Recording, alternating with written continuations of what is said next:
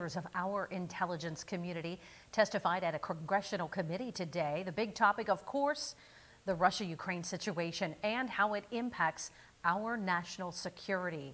Tonight, Erie News Now Washington, D.C. correspondent Rachel Knapp is joining us live from the Capitol. Rachel, how are U.S. intelligence experts evaluating Russian President Vladimir Putin's potential attacks? Well, Eva, to put it simply, they think that Moscow underestimated the Ukrainian resistance and that they are saying that the Russian military are facing logistical issues as well as some moral issues. But they are also saying that they're taking Putin's threats towards the U.S. and our allies very seriously.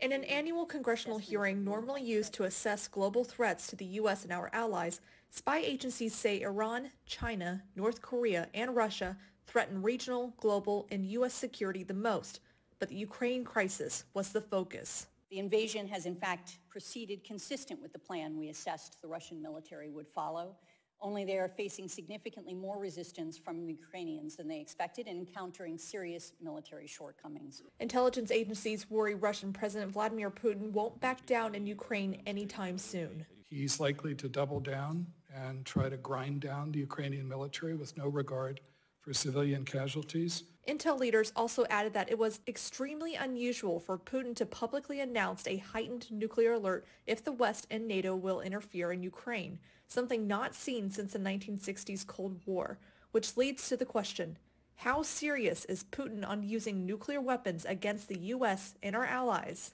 When he says something, we should listen very, very carefully and maybe take him at his word. So this question is the one that analysts are pondering right now, and I think we really need to do some more work on it. But we do think, as I indicated, assess that he is effectively signaling that he's attempting to deter. Intel leaders say they would discuss this topic further with members in a closed, non-public meeting. We're watching very closely for movements, anything related to his strategic nuclear forces, and we're not seeing something at this stage that indicates that he is doing something different than what we've seen in the past. And I think that's probably as much as I could say.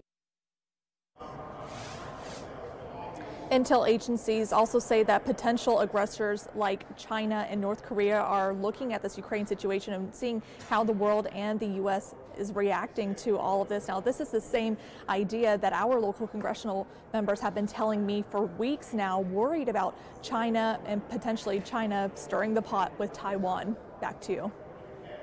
All right, Rachel Knapp live in the Capitol tonight. Rachel, thanks.